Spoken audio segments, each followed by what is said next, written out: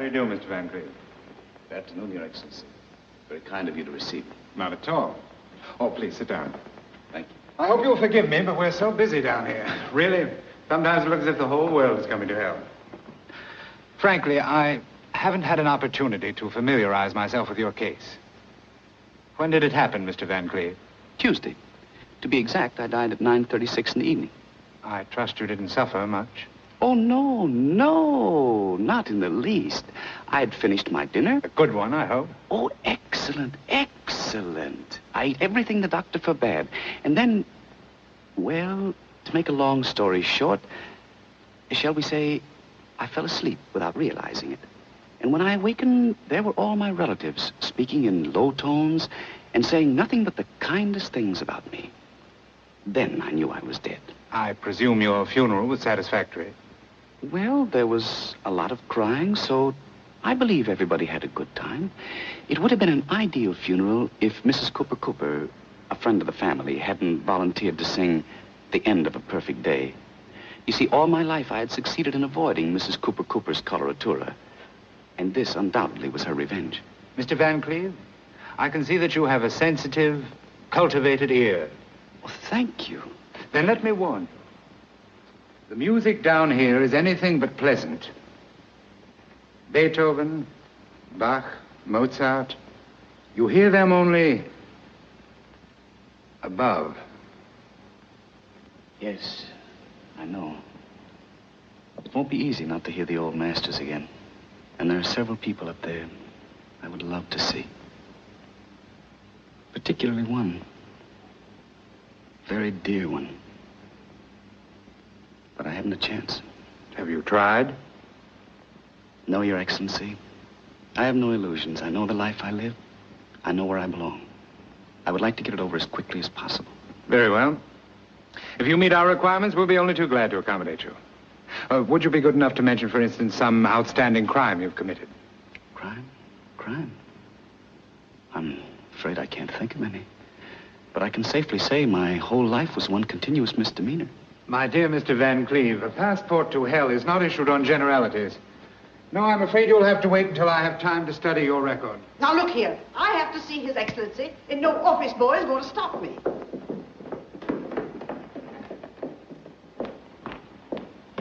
I beg your pardon, Your Excellency. Just a moment. I'm Edna Craig. Oh, yes, I have your record here. You'll be taken care of in just a moment. Really, I don't want to seem rude, but I don't think I belong here. In just Please a don't moment, misunderstand me. I think it's a charming place, isn't it?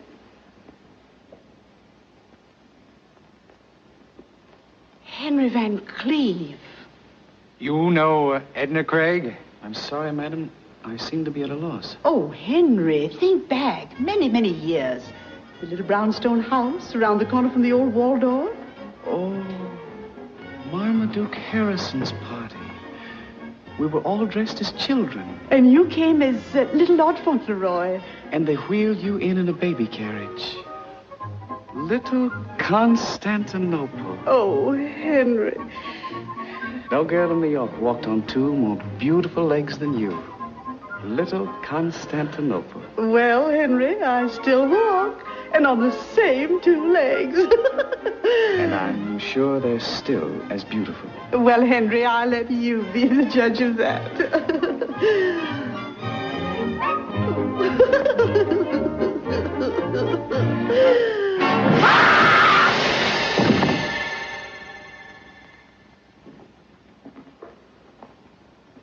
Those things are better left to memory.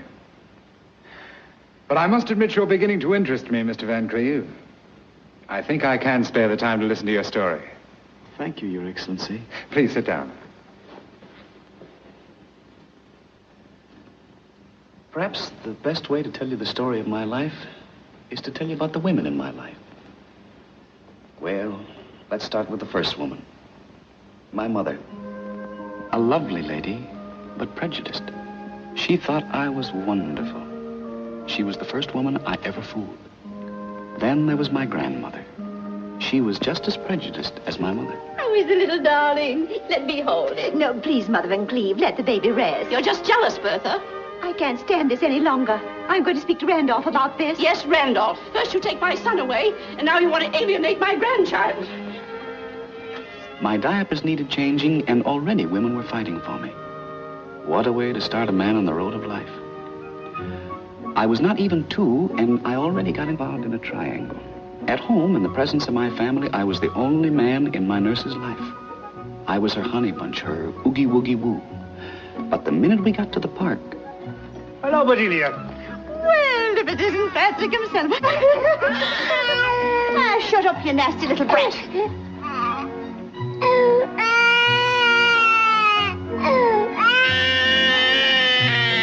No wonder I became a cynic.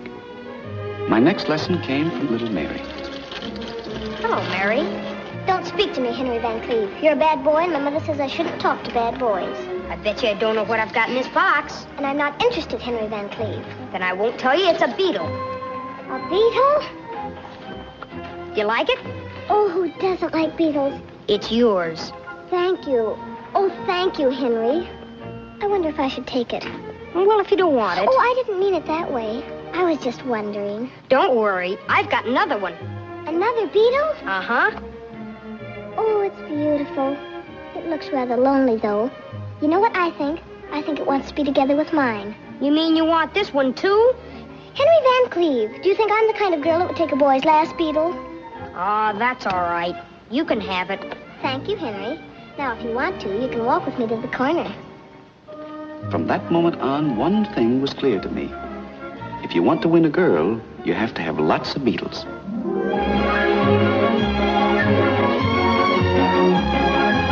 I was growing rapidly, and so was New York. Yes, New York was becoming cosmopolitan, and no household was considered fashionable without a French maid.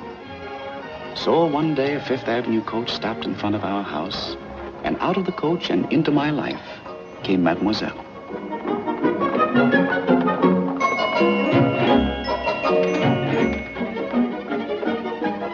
Mrs. Van Cleve will be here shortly. Merci.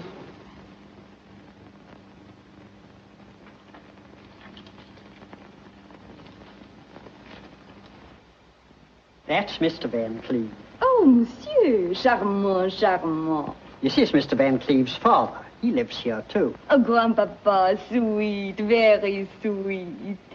And who is this darling little boy? That's the young master. He's not so darling. Bad boy? Not good. Good morning.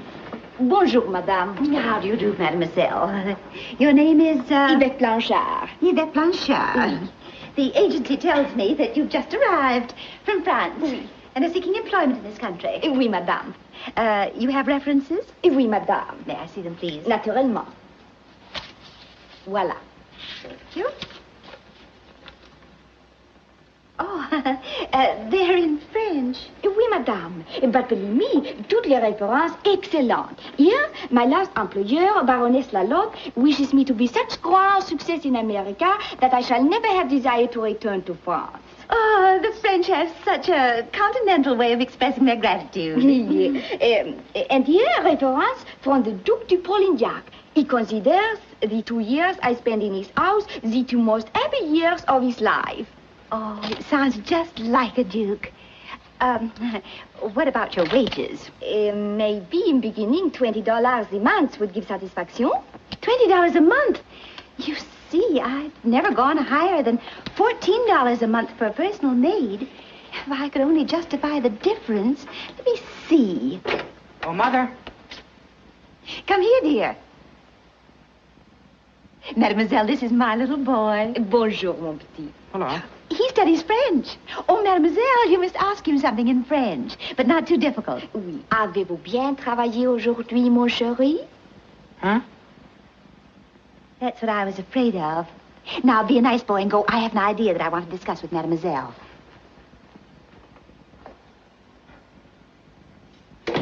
A brilliant child, but a little backward in his French. And it just occurred to me that... Oh, madame, it would be pleasure talk only French to little fellow. My whole vocabulary I may present to your baby. With me in house in 1 month, I assure madame will not recognize old son. And only for $20. Of course, that's $6 more than I ever paid before. But let's try it. Merci, madame. Au revoir, madame. Goodbye, mademoiselle.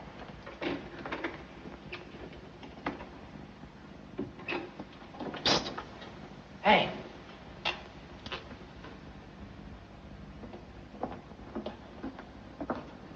Oui. You're not going to work here, I'll see to that. What is the matter?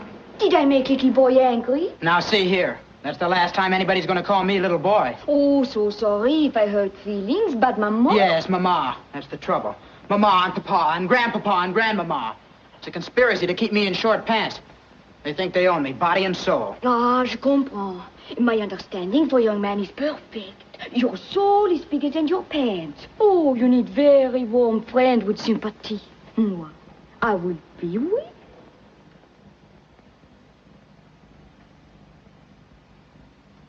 I bet you couldn't guess in a million years what I have in my pocket.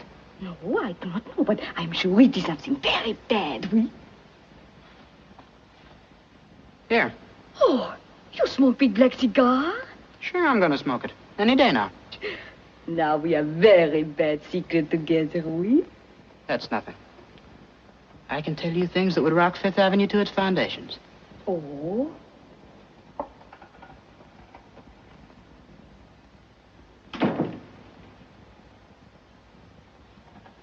I'm going to get married. You married? I have to, darn it. Oh, this is much worse than cigar. When did disaster take place?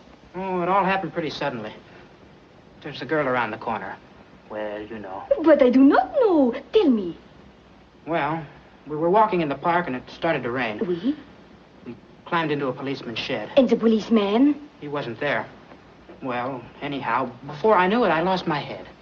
I don't know what got into me. I took her into my arms and then... And then? I kissed her. I may just as well face the consequences.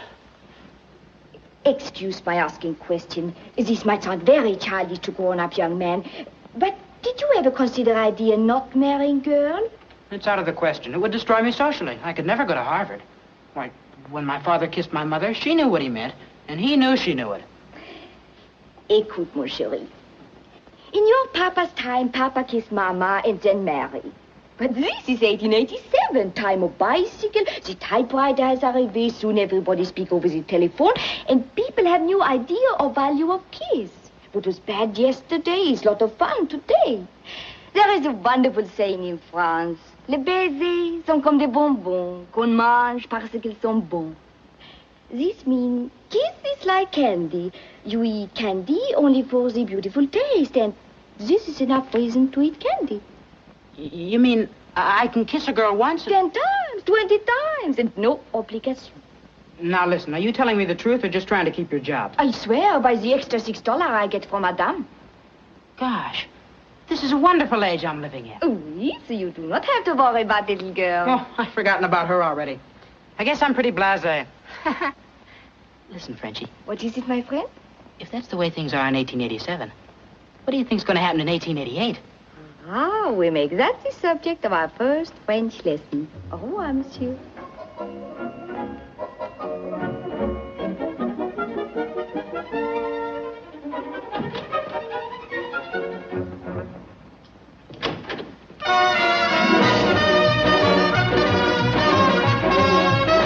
Mother? Yes, my baby. That girl is worth the extra $6.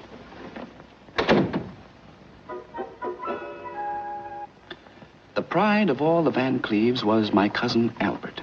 He was the fulfillment of a parent's dream. Always the highest in his class. Never had he thrown a stone into a window, nor did he ever put a mouse in his teacher's bustle. His ears were always clean. This, I think, will give you a rough idea of Albert. And I'll never forget the morning of my 15th birthday. The presents were waiting for me in the living room. But suddenly Father came running down the stairs, excited and breathless. Flogdo! Flogdo! Yes, Mr. Van Cleve. Tell Robinson to go immediately and get Dr. McIntosh. Tell him our little Henry is ill. Yes, sir. Oh, my poor baby.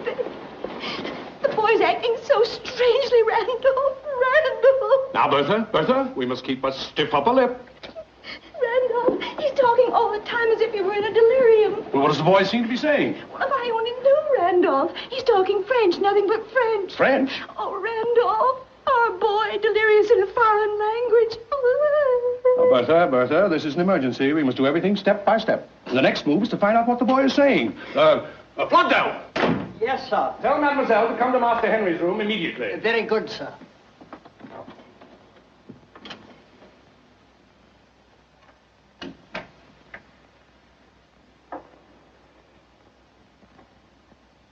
If only Grandpa would let me rub just a bit of garlic on his little chest. Stay away from that boy with your garlic. The boy's sick enough. Randolph, did you hear that? Did you hear that, Grandpa? I'm not deaf. The child's poisoned. That's what it is. Oh, Randolph, what shall we do? What shall we do? Well, there's only one thing to do, Bertha. Keep a stiff upper lip. But that won't help that poor poisoned boy. If I had my way, I know what I'd do.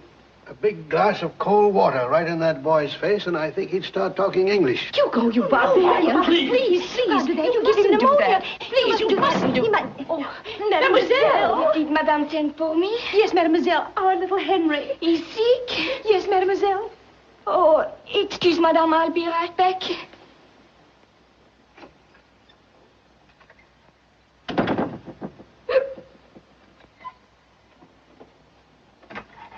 Oui, Madame. Mademoiselle, he's asking for something in French. You must help us find out what he wants. Oui, Madame.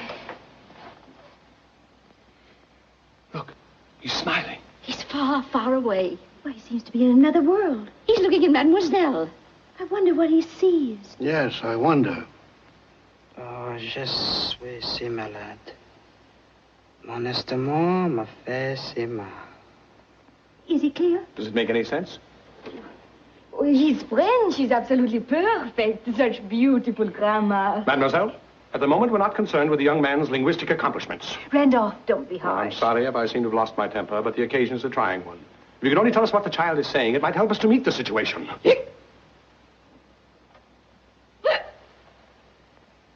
Must be contagious disease.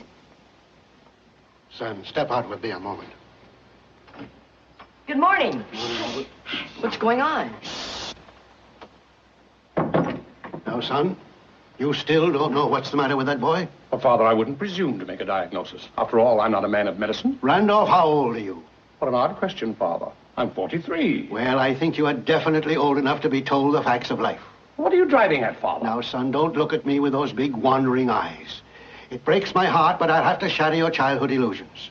Randolph, my son, there is no Santa Claus. And that child of yours... Listen, don't you really know what's the matter with him? You get out of here! Disgraceful. Bertha, what is it? Randolph, call the police. Yes, call the police. You want to make Quiet. We don't need the police. Bertha, Mother, I wish someone would take the time to explain to me what this is all about. Believe me, monsieur, the excitement is greatly exaggerated. How dare you speak? Have you no shame? Oh, please, Grandpapa. Don't you call him Grandpapa? Girl. You are Shut up. your Grandpapa. Go ahead, call me Grandpapa. Merci, monsieur. Merci beaucoup, monsieur. You are very kind. Yes, I'm very kind, but you'd better go and pack your things now. And if you're not out of the house in a very little while, I'll come down to your room and help you pack. I wish you would, Grandpapa. Oh, shameless. Leave this house. Go. There is old French saying, if you are thrown out of house, you better resign. Au revoir. I still would appreciate it if someone would tell me what all this has to do with our little Henry. Fortunately, Uncle Randolph, French always being one of my favorite subjects, I was able to understand the incredible conversation between Henry and Mademoiselle. I don't know how to begin. All right. Henry had a glass of wine. We all know that. Henry? Intoxicated? From what I overheard, at or about 10 o'clock last night, Henry and this foreign young woman slipped out of the house. Before doing this, however, Henry wrongfully took possession of his father's dress clothes, including $20, which Uncle Randolph was negligent enough to leave in his pocket. Imagine they went to Delmonico's. Did they have a good time? They drank champagne. Our little baby drank champagne. Well, thank you, Albert. But that's not all, Grandfather. It seems, from what I could gather, that Mrs. Asterbrook of the Asterbrooks, who was sitting at an adjoining table, resented bitterly the idea of Henry dropping a nickel into her decolletage and complaining to the management because no chocolate bar dropped out of Mrs. Asterbrook. Mrs. Asterbrook, how can I ever face her? What a disgrace. I'm going to teach that boy a lesson. Yes, that's what he deserves, throwing nickels around like that. Knowing the Asterbrooks, I can tell you right now, we'll never see that nickel again. I have reached my decision. That boy is going to be spanked, and severely. Oh, Randolph, don't hurt him. Please don't hurt him. Please. He's such a baby. Well, I assume there will be no further birthday celebration. I'm afraid not. I believe I can utilize this time very beneficially, so I'll say goodbye. Goodbye, Albert. You're a real credit to the family. Thank you, Grandfather.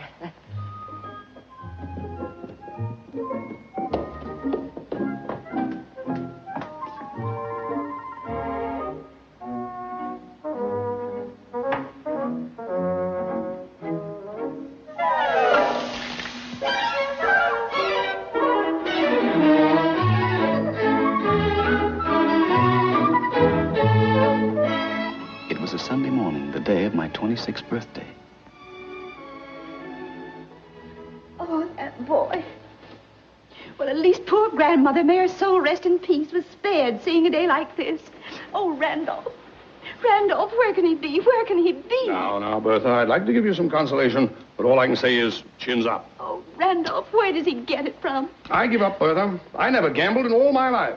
I never got entangled with any girl until I met you. Randolph, you call it entangled? I mean, you entangled my heart. Oh, of course, Randolph, we entangled each other's hearts. Believe me, Bertha, I never knew what a musical comedy girl looked like. Well, what can he possibly derive from their company? To me, they were creatures from another planet. Where does he get it from? Nobody in our family was musical. To this day, I wouldn't know how to find the stage entrance to a theater. It's always around in the back, up an alleyway. There's a sign over the door, stage entrance. You can't miss it. But I'm not interested, Father. I never was. But where does the boy get it from? Where does he get it from? Father built up the Van Cleve Importing Company from nothing. When he stopped, I carried on. Dad, you must admit, from the day I left Harvard, I earned every dollar I ever spent. Then why do you give him money without making him work for it? Well, I have to save the family name. What about you handing him hundreds of dollars? If I'd come to you for money, would you have given it to me? No. Would you give it to him? Why? Why? Because I like him. Does it mean by any chance, Father, that you don't like me? Son, I love you. Now shut up and leave me alone. Good morning. Good morning, Aunt Bertha. Good morning, Albert. Good morning, Grandfather. Good morning, Albert. Good morning, Uncle Randolph. Good morning, Albert. I just came in to bring a little birthday remembrance for Henry. Anything wrong? Isn't he home? 11 o'clock Sunday morning. If I know my cousin Henry, he's probably still in church. I mean that humorously. Albert, I'm struggling successfully against the gout. I'm waging a terrific battle with my liver, and I'm holding my own against asthma. But I doubt if I have strength enough to survive your jokes. You're a successful lawyer. Let it go at that. I love you, Albert.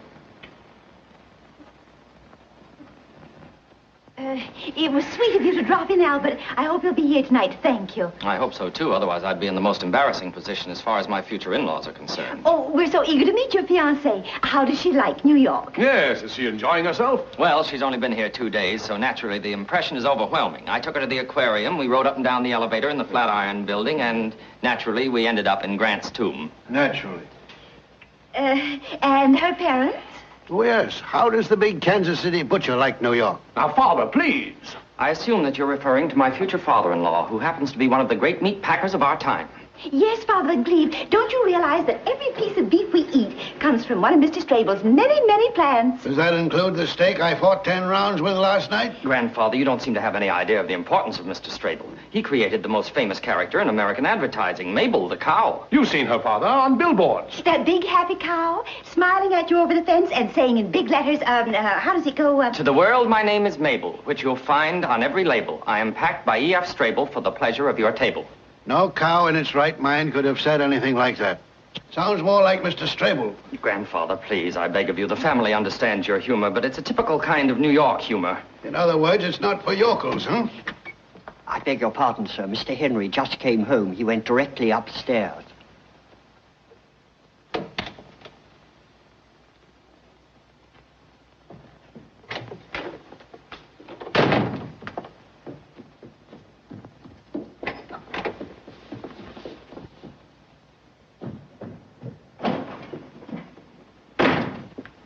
Aunt Bertha, when you see Henry, will you tell him that as a Van Cleve, I have the right to demand that he keep the shadow of scandal off our name. You see, my future in-laws are, so to speak, pioneer people, and... Packed by E.F. Strable for the pleasure of our table. Holy smoke! Goodbye, Aunt Bertha. Goodbye, Albert.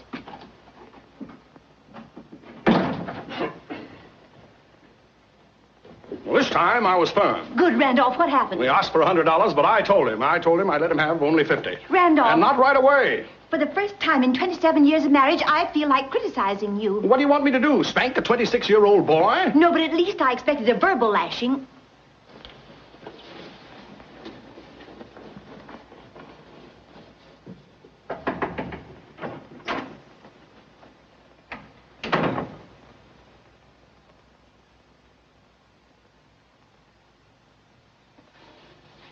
Are you all right, my boy? Yes, Mother. Many happy returns of the day. Mother, I'm sorry if I made you unhappy. Oh, Grandfather and Father and I are worried to death about you. You don't give your family a single thought. All you think about is having what you call a good time. Mother, I went out last night to raise Cain. Son, you mustn't talk like that. Don't worry, I didn't. I couldn't. I couldn't get her out of my mind. Son, you worry me. Are you well? Mother, when you saw Father for the first time, did you feel that unmistakable something? Did you feel an electric spark from your head right down to your toes that swept over you like a hurricane that threw you to the ground? But you bounced up again and you floated right over the treetops? Spark, hurricane. Heaven forbid. I never had such a feeling. Henry, where do you get it from? Not from me. And certainly your father never had any spark. Mother, all I'm trying to say is I met a girl yesterday. Oh, I hope she comes from a good family. I don't know. And frankly, I don't care. Mother, when one sees a lovely rose... One could be certain she comes from a fine rose bush. Mother, even if this girl's father turned out to be something of a buttercup, I wouldn't care. What's her name? Where does she live? I wish I knew. She isn't one of those musical comedy girls. Oh, no, Mother. It's an entirely different kind of music. It's not the hoochie-coochie. It's not the can-can. It's like a waltz by Strauss. Like a minuet by Mozart. Henry, where do you get it from? From you, Mother. Now you must be just. When I was a little boy, you wanted me to believe in fairy tales. And now that one has really happened, you remember that story about the young man, I think he was a shepherd, who was walking in the woods? Oh, you've been in the country. No, Mother. It happened right on Broadway. Suddenly, the young man saw a big castle, and leaning out of the window was the most beautiful princess. Nothing could stop him. He climbed up the parapet of the castle. Henry, you haven't broken into the Waldorf again. Mother, darling, let's forget the fairy tale. Well, it's about time you grew up. I came here to scold you, and I'm going to do it. Now, look at your cousin Albert. Not much older than you are, and already a corporation lawyer, engaged to a lovely girl of a well-known family. Henry, now this may sound severe, but you've got to pull yourself together and settle down. Mother, I don't think I'll ever find this girl, but if I did, then all your troubles would be over. If she didn't want me to gamble, I wouldn't look at another card. I'd stay home every night. Mother, I might even go to work. Henry, that's wonderful. I don't know about the girl, but the fact that you have the desire to settle down makes me so happy. For the first time, you're beginning to sound like your father. Mother, I don't know where this girl is, so don't expect too much. Oh, now listen to your mother. Don't worry about that girl. Another girl will come along. I'll look for one myself. How's that? Fine, Mother. And when I find a girl for you, she'll be Miss Wright. And you know where we'll find her? In the home of Mr. and Mrs. Wright. Oh, Henry, you're making me so happy. Mother, I was riding around for hours and hours trying to forget this girl. Oh, child, don't worry. Well, it was very expensive. The cab is still waiting out in front. And the driver was so nice to me that I promised him... I know. Your heart's always bigger than your father's pocketbook. Look under your pillow. I put something there last night.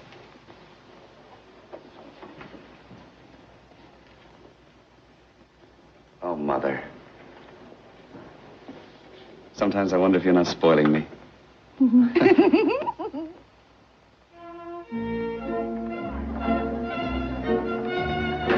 You dear? Well, thank you. This is a great occasion. You must be proud of your Albert.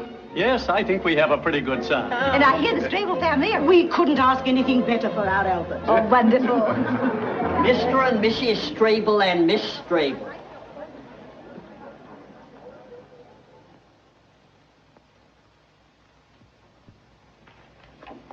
Good evening, Grandfather, Aunt Bertha, Uncle Randolph, dear, dear family. It is my privilege and honor to present Mr. and Mrs. E.F. Strable.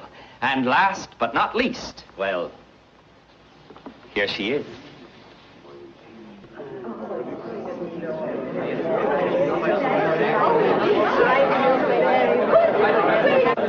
How do you do, madam? How do you do? I can't tell you how much I've been looking forward to the pleasure of meeting you. All my life, I've wanted to see the wide open spaces. Well, if Muhammad can't go to the mountain must come to Muhammad. You're welcome, Mrs. Strable. Yes, we're pretty proud of Kansas. Naturally. And you, Mr. Strable, welcome to our family. Mr. Van Cleve, we people in the West don't talk much, but when we say something, we mean it. Thank you. Thank you for giving me the chance to meet the man who feeds the nation. I hope this will be the beginning of a lifelong friendship. May you lie as solidly anchored in our hearts as you do in our stomachs. And, Grandfather, This is Martha. So this is Martha, huh?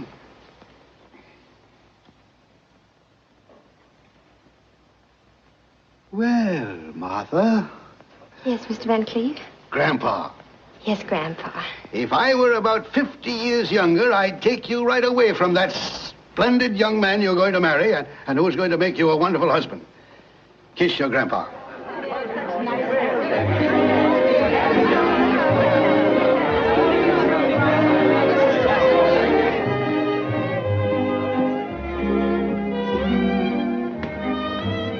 Well, I see the mob is assembled. Yes, sir. Flogged to. Is that? That's Mr. Strable. And that spreading chestnut tree under which grandfather's standing? That's Mrs. Strable. And where's the lucky girl? Standing beside your Aunt Minetta with her back to us. She's just turning round. Charming young lady, if I may say so. Flogdell, I don't think I can stand this party.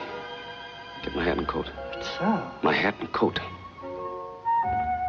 Henry, there you are. Many happy returns. Thank you. And now it's about time for you to come and meet the Strables. Where are you going? Out. I beg you to stay and behave like a Van Cleve just once. The Strables know it's your birthday and they want to congratulate you. Oh, Martha. Martha? Yes, Albert? Dearest, I want you to meet Henry Van Cleve. This is the cousin whose birthday we're celebrating today. Many happy returns, Mr. Van Cleve. Cousin Henry? Cousin Henry. Thank you, Cousin Martha. Well, here she is, Henry.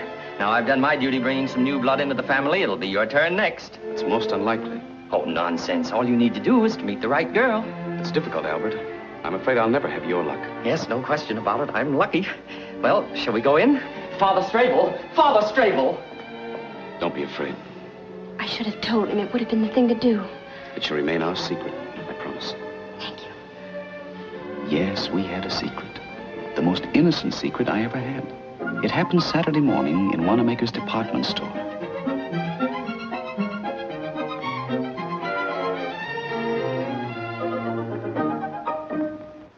Hello, Mother. I'm at the hairdresser's. They're still doing my hair. Yes? Oh, yes. Just a moment, and I'll ask them how long it'll be. Here was a girl lying to her mother. Naturally, that girl interested me at once. They say it'll take about 15 more minutes. I'll be home at the most in half an hour. Don't worry, Mother. Goodbye. Why was this angel lying to her mother? I had to find out, so I followed her. But even if she hadn't lied to her mother, I would have followed her anyway.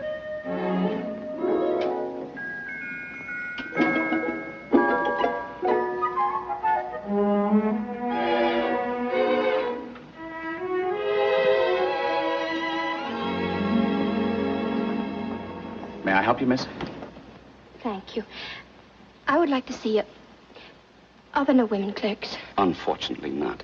But it might make you feel a little easier if I tell you that I'm the one usually chosen by the management to handle the more delicate situations. As a matter of fact, they call me the bookworm's little mother. Well, it's, maybe I better come back some other time. Please, miss. My employer is watching, and if he sees me losing a customer, it might cost me my job. Oh, I'm so sorry. Naturally, I wouldn't like to deprive you of your livelihood. Oh, thank you, thank you. Thank you again and again. Well, the title of the book is... Yes? I saw it in the corner of the second window. Between To Have and To Hold and When Knighthood Was in Flower. Oh.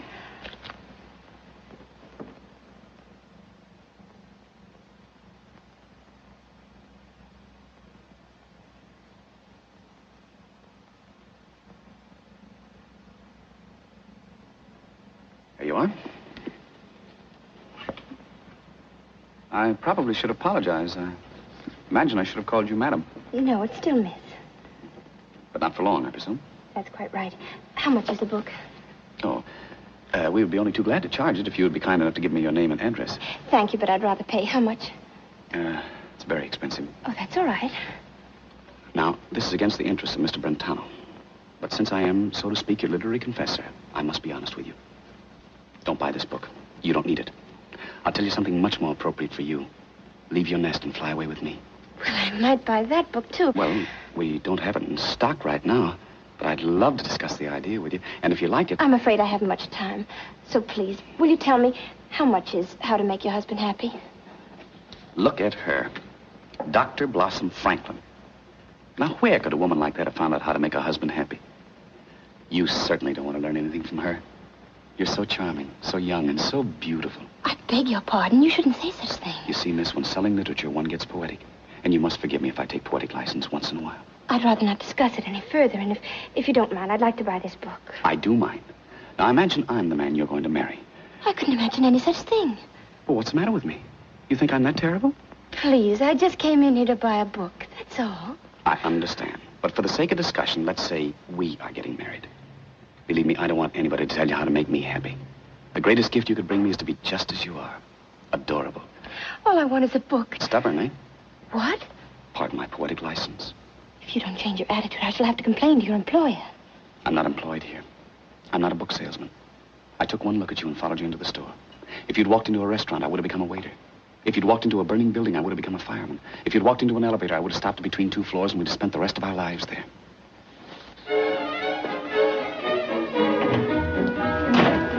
Please forgive me, but you can't walk out of my life like that. I think your behavior's outrageous. It's mad. I must insist that you leave me at once. Never, never. And annoying you, miss? If he is, just say so. I'll take care of him. Am I annoying you? Tell the officer. No, the gentleman was just saying goodbye. Well, goodbye. Goodbye. This was our terrible secret.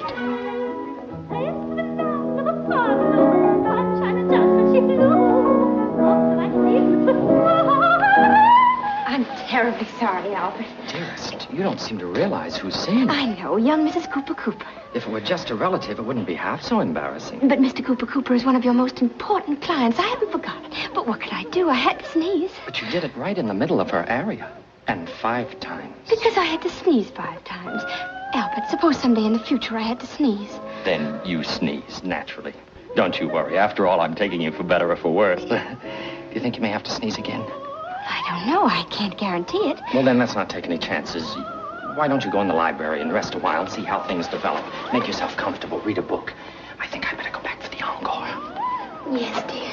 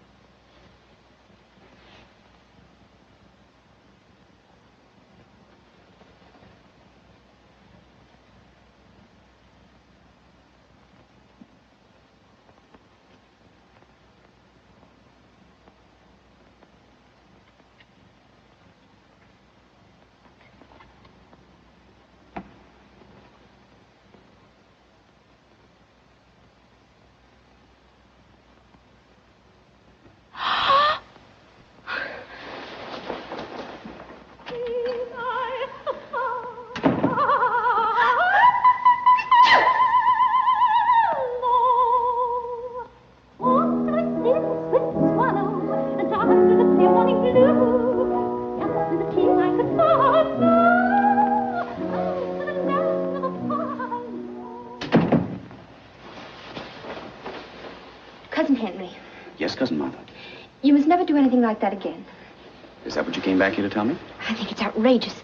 I hardly know you. Why, even Albert, my own fiancé, never dared to... Kiss you? Of course he kissed me. Why not? After all, we're engaged. But he never kissed me like that. Like what?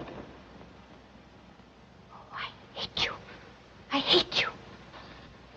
I don't even know why I stay in the same room with you.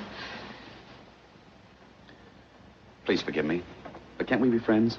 Just friends? Never. Now, look. We're going to be related, aren't we? And we're going to see each other. How can we help it? I suppose we can't. And if we meet in the future, we don't have to talk about personal things, about you and me. Let's talk about something neutral. For instance, Albert. Why not? By the way, do you love Albert? I'm marrying him, am I not? Are you? Yes, I am. No, you're not. You can't. You haven't got the book. What book? How to Make Your Husband Happy? Well, it might interest you to know that I went back and bought it. Does it tell you how to make a man happy whom you don't love? Now, look here, Cousin Henry. Albert's a fine man. Yes, he is. He's good, and he has integrity. And he's full of high ideals. Do you love him? Well, I'm going to make him a very fine wife. At least I'm going to try my best. There'll never be a moment in his whole life when he'll ever regret having married me. And if you ask me one more question, I'm going to leave this room and I'll never come back again. Never!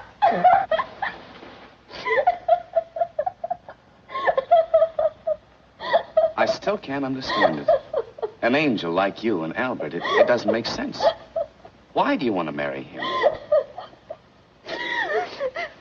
Well, you see, I always wanted to live in New York. I don't want to say anything against Kansas, but life on my father's estate. Don't misunderstand me. We have all the modern conveniences and luxuries, but... Oh, and you don't know Father and Mother. Well, I've only just met them. Don't you think they're sweet? Well, yes, very sweet. Yes, they are. But it's not very easy to live with them. You see, most of the time they don't talk to one another. And whenever a young man... And there were some very nice ones. Oh, I'm sure of it. If one of them asked for my hand and my mother said yes, my father said no. And when my father said yes, my mother said no. But Albert came at one of those rare moments when they were both on speaking terms. And if I hadn't said yes, who knows when my parents might have been talking to each other again. I might have spent the rest of my life in Kansas. Don't misunderstand me.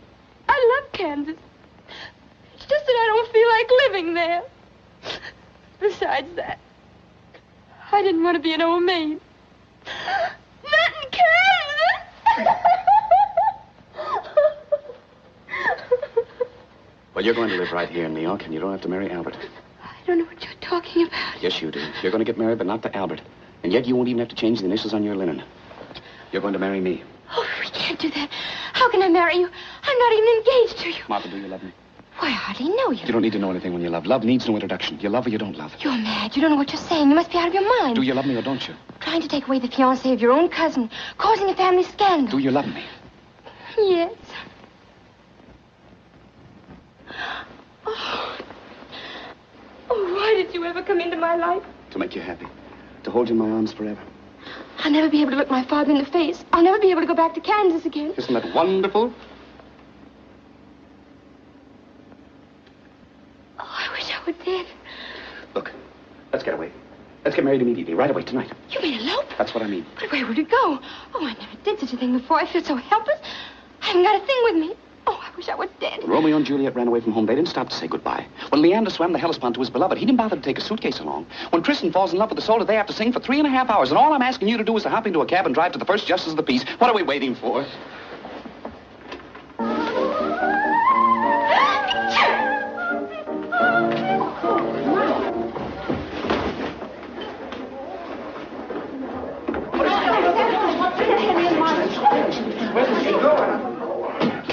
What happened? They left in a cab. They're going to get married. Married? Frederick! Oh, Randolph, where does he get it from? Now, Bertha, keep a stiff upper lip. Sir, I am still too dazed to express myself clearly, but I assure you that the sentiments of our family are with you. If this happened at home, my husband would jump on a horse and lasso them back. Don't you tell me what I would do. But there's one thing I am going to do. Disinherit her. She'll never see another nickel of mine. We came here from Kansas a happy family. Well, anyway, a family. We loved our Martha. Don't mention her name again. And if she comes crawling back to me on her knees, she'll find the door closed. And don't you open it. Please, dear family, thank you for your efforts to comfort me in my bereavement. But I feel there are others who need even more consolation than I do. Uncle Randolph and Aunt Bertha, you will have to forget as the years pass by that you are the parents of the guilty party. And you, Mr. and Mrs. Strable, well, there's very little I can say to sustain you. And to you, Mrs. Cooper, I offer our deepest apology for the unfortunate interruption of your beautiful aria. I would like to go on, but straight's too much.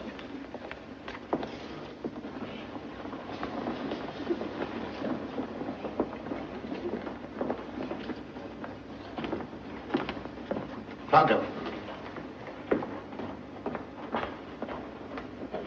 Do you know where they were going? No, sir. Pronto, we've been together for 30 years. You've never lied to me. Now tell me, do you know where they were going? Yes, sir. Get your hat and coat. Very well, sir. Get a cab and tell the driver to go like lightning. Very well, sir. Pronto, I think they should have a honeymoon, don't you? I think so, sir. Hurry. She was packed by E.F. Strable to be served at Albert's table. But that Henry changed the label. That's poetry. In the next 10 years, old houses were torn down. New houses rose taller and taller. New York was changing all over. But our marriage had lasted just like our 2-story gray stone house.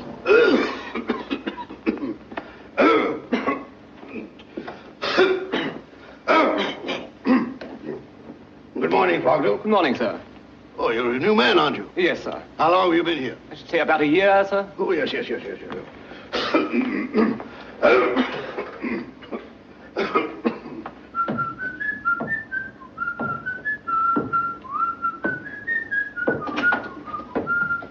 Jackie, Good morning, Daddy.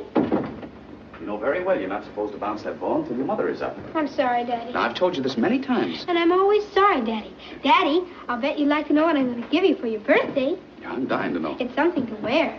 Oh, let's see now. Is it a tie? I'm not telling. I'll give you a hint. It has 22 colors in it. No tie can have that many colors, so it can't be a tie. It can't be, huh? No, I'm not saying it is a tie. But if it were a tie, there wouldn't be another one like it in the world. Well, I can believe that, Jackie. Daddy, how old are you going to be? 36? That's pretty old, isn't it? Well, I never thought about it, but I guess it is. Daddy, when you were as old as me, what kind of a kid were you? Well, I was very obedient. When my parents told me to go to bed, I went without arguing. I did my schoolwork, brushed my teeth every morning. Gee, Daddy, I guess you were a wonderful boy. Well, I suppose I was. And old Grandpa must be a terrible liar. Well, goodbye, Daddy.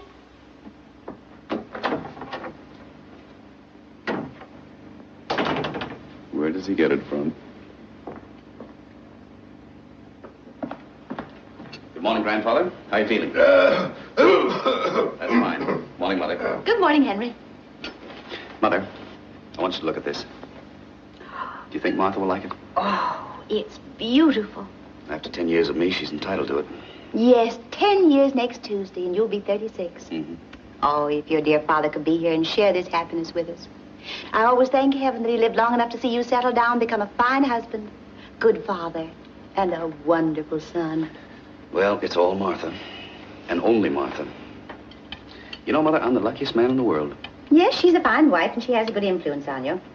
She's pretty lucky herself. Yes. Don't be a mother-in-law. By the way, isn't she coming down to breakfast? I didn't go into her room. The opera lasted until after midnight, so she's probably tired.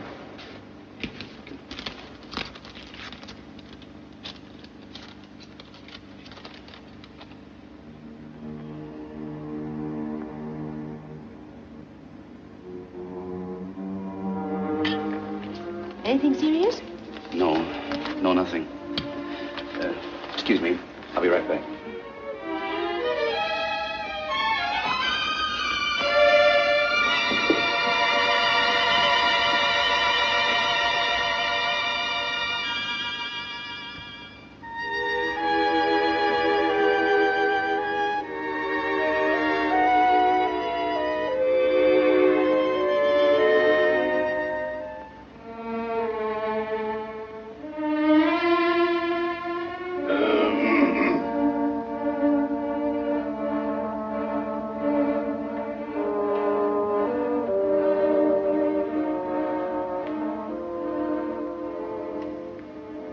Where is she? Let me see that telegram. It's just something personal. It has nothing to do... So, you don't trust me anymore, hmm? I'm getting too old.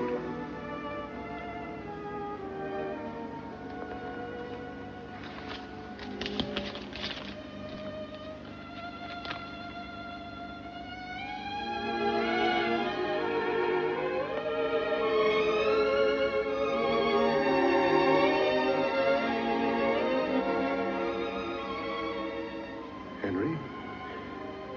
You mean we've lost Martha? It's impossible.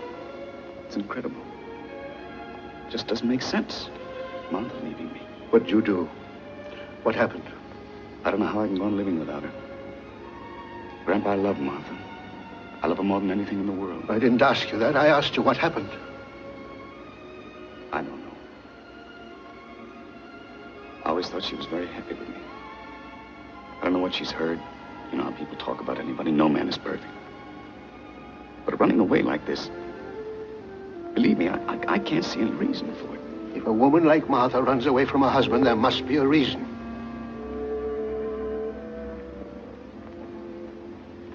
Now, look here, Henry.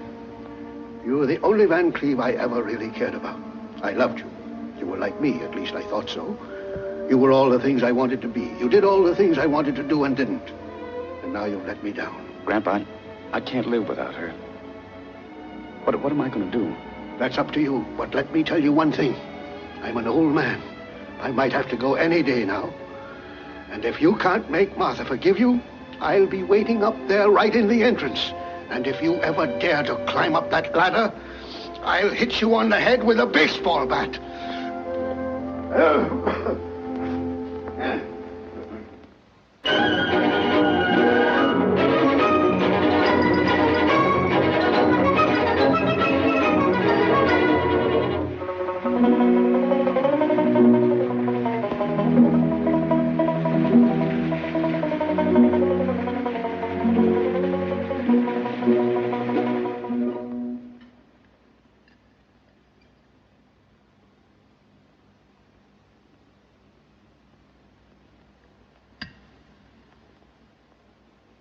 Jasper!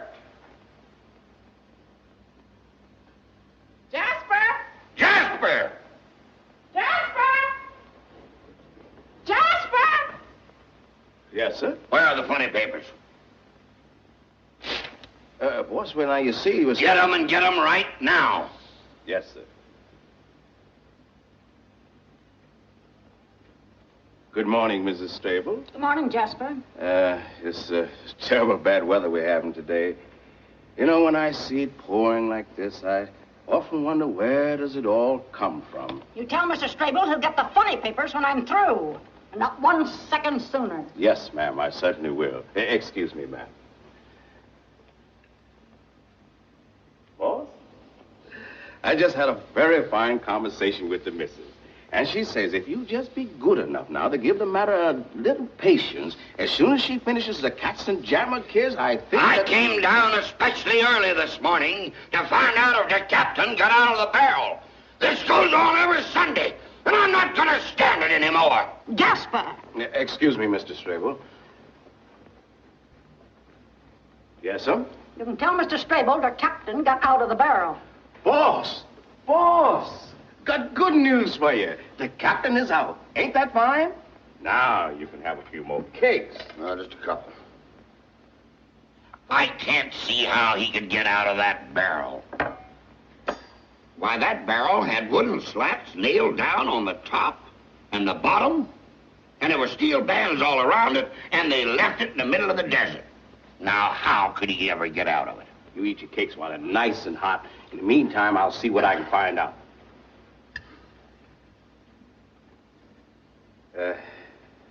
Another lamb chop, Mr. Strable? I don't mind. About that barrel. The way he got out of it was a friendly snake came crawling. Don't tell me! You know it's no fun unless I read it myself. What are you trying to do? Ruin my Sunday? Will you tell Mr. Strable I was talking to you? Jasper? The snake came crawling along in the desert, wound itself around the barrel, and then crunch! I can't live in this house any longer! Mr. Strable, What do you want, Daisy? there's a gentleman here to see you. Say he's from New York. His name is Van Cleve. Van Cleve? That's the gentleman's name, yes, sir. The nerve of him, trying to walk into this house. Tell him to go back where he came from. Yes, Van. Wait a minute, Daisy. Yes, sir. Maybe I want to see Mr. Van Cleve. And if I want to see him, he'll come in. And if I want him to stay here, he'll stay right here. Now, Daisy. Yes, sir. You go out and tell that man if he's not off these premises in 10 seconds, I'll wring his neck. Yes, sir. I'll most certainly tell him. Jasper, get me some fresh hotcakes. Yes, sir. Excuse me, sir. But maybe something didn't happen to Miss Martha. You talk too much. Yes, sir. Jasper, Yes, ma'am. tell that man to come in. Yes, ma'am.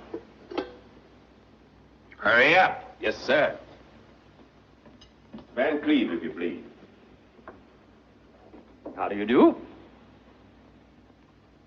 Oh, it's the other one. It's Albert. Hello, Albert. How do you do, Mrs. Strable? How do you do? How do you do, Mr. Strable? Well, we haven't seen each other since... Not since that ill-fated occasion 10 years ago tomorrow. Had breakfast? Yes, thank you. Well, sit down anyway. Well, thank you. Got some business in Kansas? No, I was on my way to California, but I said to myself, why shouldn't I stop and pay my respects to those charming Strables? Well, what do you want? Nothing in particular. Good. Oh, yes, there is one bit of news. I'll bet you can't guess whom I met accidentally on the train. Probably not. How's business in New York? Very good.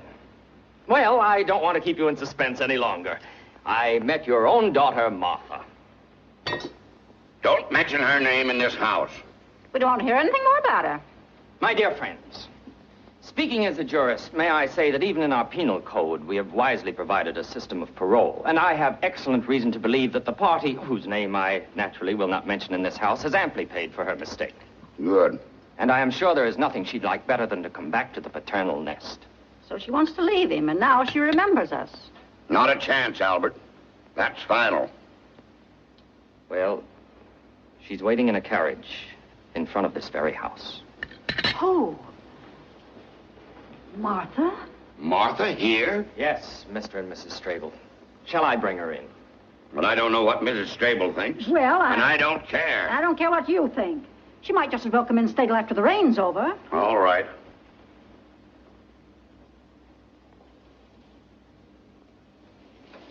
Oh, Martha! Martha!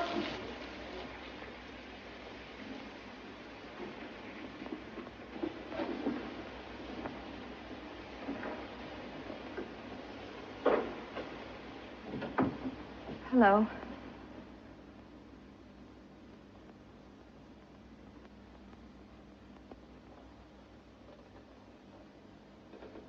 Hello, Father. Hello. Hello, Mother. Hello, Martha. Welcome home, Miss Martha. Thank you, Des. We all missed you. Get out of here. You talk too much. Well, I assume there are things between daughter and parents that are better left to the daughter and to the parents, if you'll excuse me. Well, I suppose it was a pretty muddy ride from the station and all that rain. Yes, I suppose it was. Do you want some breakfast? Sunday morning, we got wheat cakes. Thank you, Father, but I'm not hungry. Well, the place hasn't changed much, has it? No, it looks exactly the same. Maybe now you'll appreciate your home. It took you 10 years to find out that we were right. If you'd listened to your mother... And your father, things might have been different. I think I'd better be going. Oh, you're getting touchy, huh?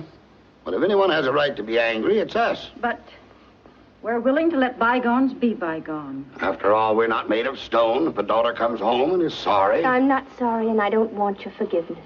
Then what did you come home for? I came here because I felt I wanted to see you. If you expect me to get down on my knees... Now, forget it. After all, you were young, and it probably was all the fault of that... Please, Father. I don't want to hear a single unpleasant word about the last 10 years, or I'll have to go. Martha, you look so tired, dear. Well, no wonder, after all. Can't you keep still? It's all dead and buried, and let's forget it. Come on, let's go upstairs. You're going to have a nice hot bath, and then you're going to lie down and rest. Now, how's that, huh?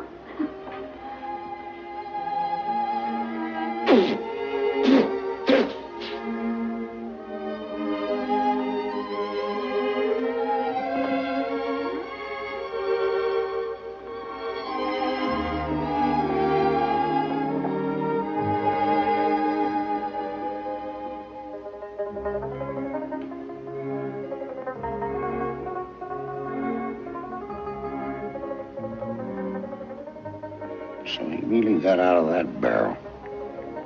Well, what do you think of that?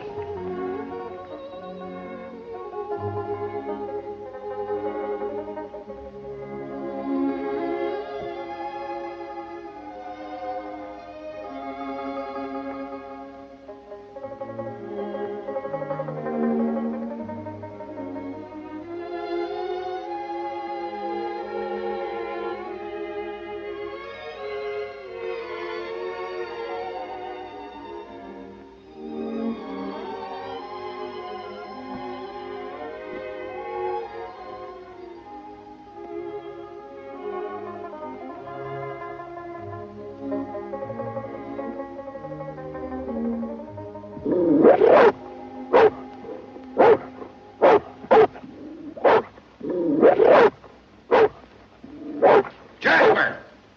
Jasper, what's all that noise about? Just had a talk with Mr. Chuck. You see, somebody say they saw a couple prowlers on the ground. Maybe some of them horse thieves. Well, tell Chuck to keep after them. Yes, sir. If necessary, shoot them. Yes, sir. Excuse me, Father, but if you don't mind, I think I'll go upstairs. I'm getting pretty tired. Good night. Good night, Martha. Good night, Mother. Good night, dear. Remember, breakfast at 7:30. Yes, Mother. Good night, Albert. Good night, Martha.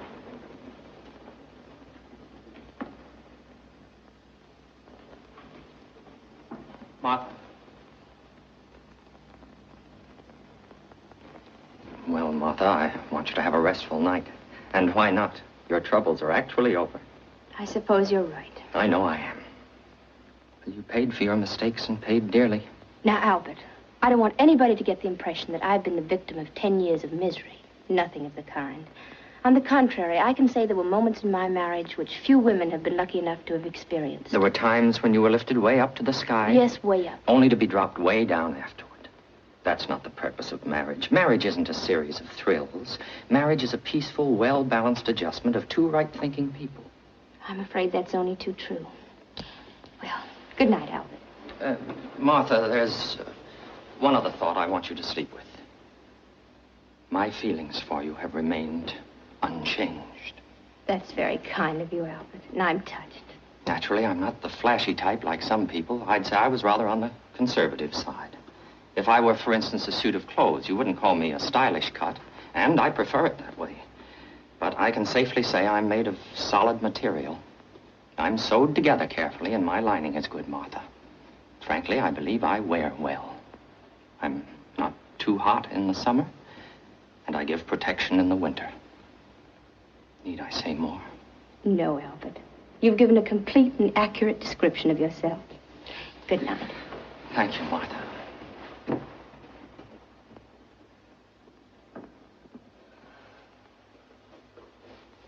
Miss Martha. Yes? Excuse me. That horse thief we were looking for. Did you catch him? Yes, ma'am. He's in your room, waiting for you. In my room? You mean? Yes, miss. That's him.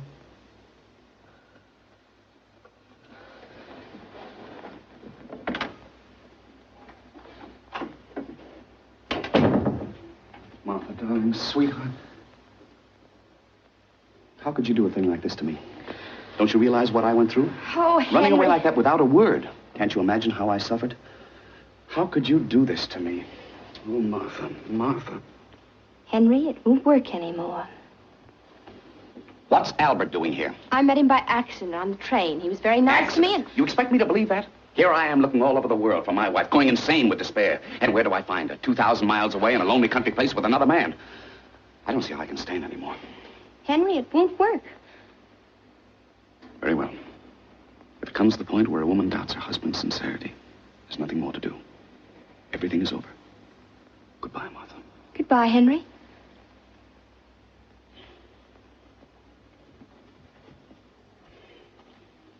Martha, I really mean this.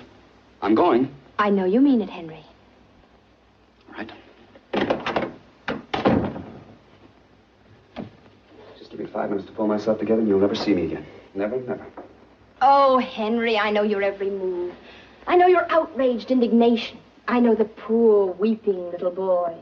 I know the misunderstood, strong, silent man. The wounded lion who's too proud to explain what happened in the jungle last night. So I'm a fake. I'm false. I'm cheap. Oh, Henry, please. I know I brought you nothing but unhappiness. You know that's not true. Oh, so we had some good times together. Some wonderful times. Well, then what do you want? What did I do? Even a murderer has a right to defend himself. You You can't hang a man without evidence. I know. If I only knew what particular thing is in your mind. Have you seen that Minetta recently? Yes, of course I've... Oh, well, now everything is clear. This is something I didn't even want to mention to you. It's so unimportant. When she saw me, yes, I was at the plaza having tea, and at the table with me was a very handsome young woman, but believe me, there was nothing to it. I would have come to you and explained to you myself. But you didn't want to make me uncomfortable, even for 1 second. Yeah, that's right, darling. That's exactly right. Henry, it won't work. And besides, Aunt Minetta didn't say one word about you. And as for the very beautiful young lady at the Darling, plaza... I can easily explain that. Oh, I know you can. You're a master at that. All right. I'm fighting a losing battle. I don't love you. I never loved you. I love everybody in New York more than you. There you go again.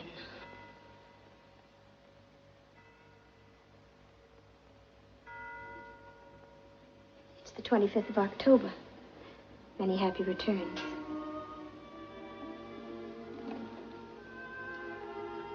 Thank you, Martha. But it's something much more important than my birthday.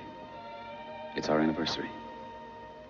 10 years ago today, I was almost as much in love with you as I am right now. It's very difficult for a woman to send her husband away on their 10th anniversary.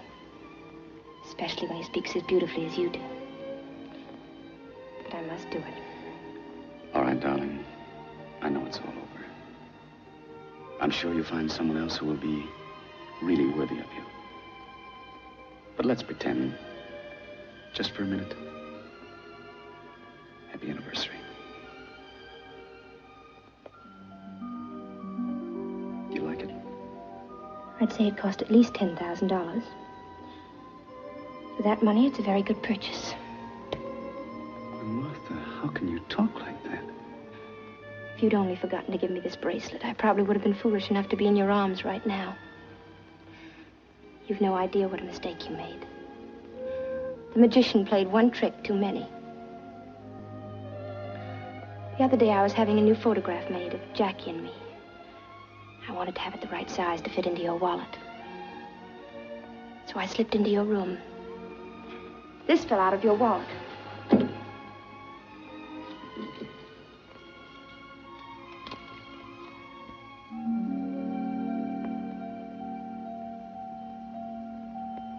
And I don't ever remember having received any bracelet from you on or about May 2nd. Oh, so that's what it's all about. And to think that you went through all this just because the jeweler made a mistake. And that's what the whole thing is, a mistake. Naturally, I didn't buy a bracelet for $500. Has Cartier ever made a mistake in any of our bills before? Darling, I love you. I think you're the most beautiful, adorable thing in all the world. Do you really believe there's any woman good enough to take me away from you? And if there were such a woman, do you think she'd be worth only a $500 bracelet? Henry, Darling, I'll make you a bet. If Cartier doesn't admit that this whole thing is a terrible mistake... Then you won't buy there anymore. Henry, it won't work. Grandpa! Martha, my darling. Well, come on, let's get started. Let's pack. Grandpa, what do you mean? Well, naturally, you're going back with us to New York. Well, what are you staying there for? You're making a pretty bad job of it. Come on, sweep her off her feet or we'll miss the next train. If I can't make her happy, then I don't want her to come back. Yeah, that's better. No, I mean this seriously. Well, that's why it's good. Look, Martha, let's face it. You want a divorce. I see no other way. What about Jackie? Naturally, I want him. I think you're right. I think he should get away from me. Oh, I didn't mean it that way. But I did. I adore the boy, and therefore I think he shouldn't be with me. Well, I don't think a child should be deprived of his father. Do you want him to grow up to be another Henry Van Cleve? And on his 36th birthday, make his wife as unhappy as I've made you? Are the rest of your things in the closet, Martha? Yes. For instance, do you know what our little Jackie did the other day? What? He bought some ice cream for a little girl. Well, what's wrong about that? I think it's charming. But the girl he bought the ice cream for was not the girl he should have bought it for. It wasn't? No. The little devil. And when the one little girl found out that the other girl... Well, that boy got himself into such a mess. Oh, if I only could have been there. You should have seen our little Jackie trying to get himself out of that situation. Did he? Yes. Little girl likes him better than before. Good. What a child. Believe me, he is a problem. I suppose so. But when he comes and makes up his little stories, you know they're just little stories, but he wants you to believe them so badly that you wish you could. And finally, what can you do but...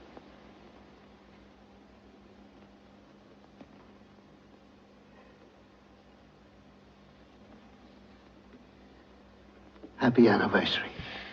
I'm still too confused. I've got to collect myself. Give her time to make up her mind, Grandpa. She could do that on the train. But what am I going to say to my parents? Send them a telegram. You mean sneak out of the house in the middle of the night? Exactly. Like burglars? Like thieves. We did it once before. Why shouldn't we do it again? How many people are lucky enough to have the thrill of eloping twice in one marriage? That's it. And how many women love their husbands enough to forgive them and take them back and start all over again? Good. And how many men love their wives enough to lie and say they're guilty when they've really done nothing wrong? Careful, Henry, careful. Well, at least nothing that amounts to very much. I wouldn't go any further into that. Oh, come, we'd better get started. I'll see if the coast is clear.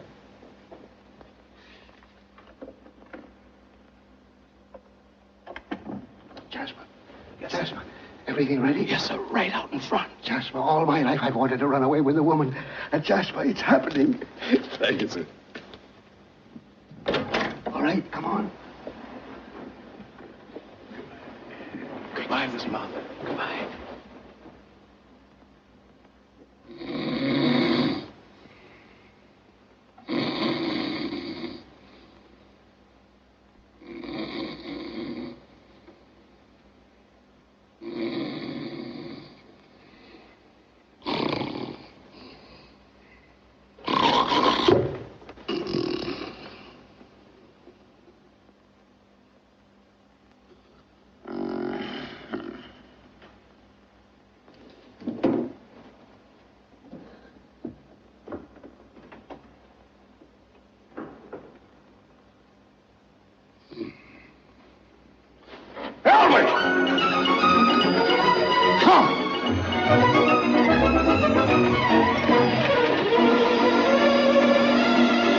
And so farewell, dear E.F. Strable. We'll take Martha, you keep Mabel. Yippee!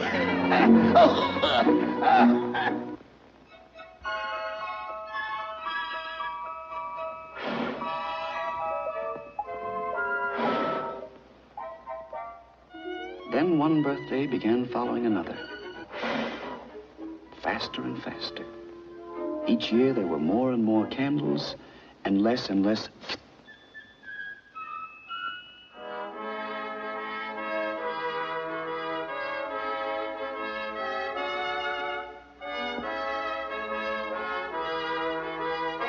Yes, I became 45. Then came 46, 47. And I stopped counting. On one of these birthdays, Martha and I, just the two of us, went to the Follies. I'm the sheik of Araby. Yes, indeed, he's the sheik of Araby. Your love belongs to me. We're in love, as you can see. At night when you're asleep. Late at night when the moon is shining bright. Into your tent I'll creep. I'll be creeping when we're asleep. The stars that shine above. Way high in the sky up above. Will light our way to love. We'll light our way to love. You'll rule this land with me. How happy we will always be. The sheik of Araby. Suddenly, I noticed a very attractive girl coming down the staircase. To me, she was just another attractive girl, but I must admit, attractive. Anyway, a few weeks later, I happened to find out that her name was Peggy Nash. And I happened to hear things about her which made me very eager to meet Miss Nash.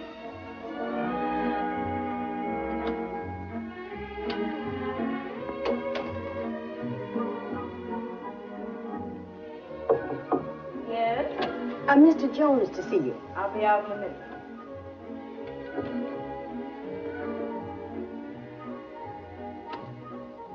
Will you come in, please, Mr. Jones?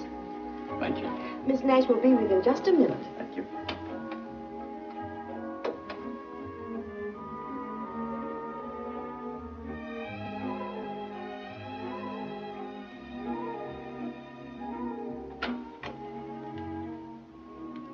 How do you do, Mr. Jones? How do you do, Miss Nash? Won't you sit down? Thank you. Thank you so much for those beautiful, beautiful roses. When I saw you the other evening at the Follies coming down that stairway, I said to myself... That's the girl of my dreams? That's right. You see, Miss Nash... Call me Peggy. Well, this is delightful. Hello, Peggy. Hello, Jonesy. Well, Jonesy, let me tell you. That note that came with your flowers... You liked it? Who wouldn't? It was so full of charm. It was so sweet. It had all the quaintness of bygone days. Really? Yes, you know, men don't write that way anymore. Oh, why? There's so few of you left. Miss Nash, to tell you the truth, I didn't exactly come up here to be admired as a museum piece. Now, Jonesy, don't be touchy. Yeah. Anyway, Miss Nash... Peggy? Anyway, Peggy, I'm sure it's a waste of time to talk of the past when the present can be so lovely that one anticipates a most delightful future. Oh, thank you, Jonesy. What a difference. You know, the moment you meet somebody of today, he says, how about it, babe? Where do we have supper? And the next moment he pulls out a diamond bracelet. And before you know it, there it is on your wrist. How crude. How crude. Yes, very crude. And let me tell you, a bracelet hastily presented is usually selected hastily, whereas a bracelet chosen with care... Has better stones? The very best. Oh, Jonesy, Jonesy, you make it all sound so wonderful, but how could I explain such a gift to... To whom?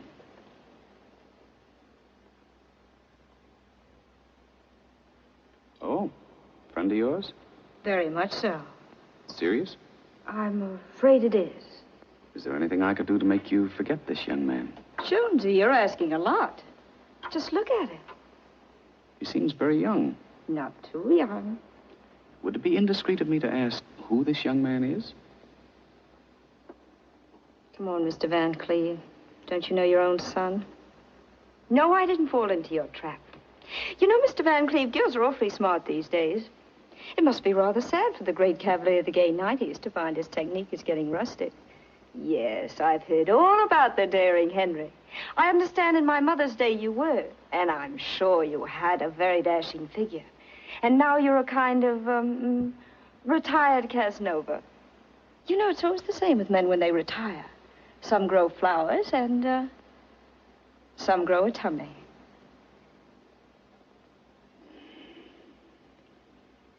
Miss Nash, my son means very much to me.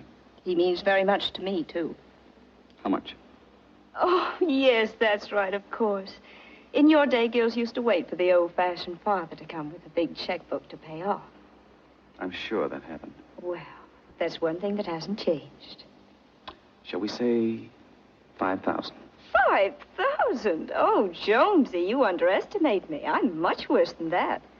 To get rid of somebody as terrible as me is worth, well, I'll make you a bargain. $25,000. All right. I'll send you the money. Before lunch? Before lunch. Goodbye, Miss Nash. You've been perfectly charming.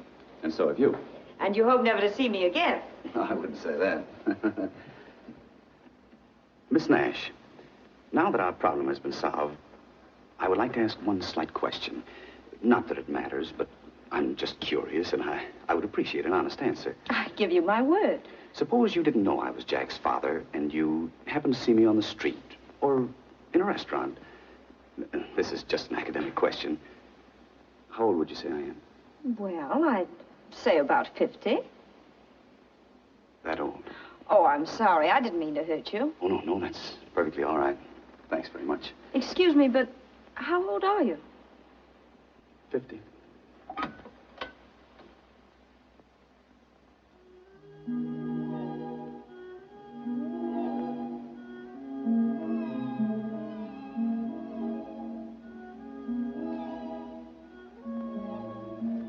No wonder you get those headaches. Thank you, darling.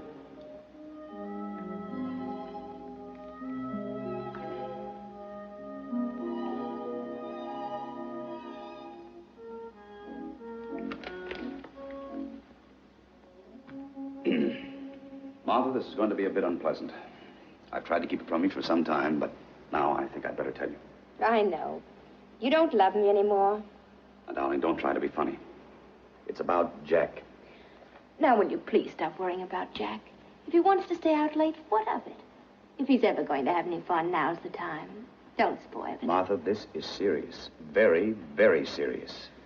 I just happened to learn the boy got into the clutches of a certain girl.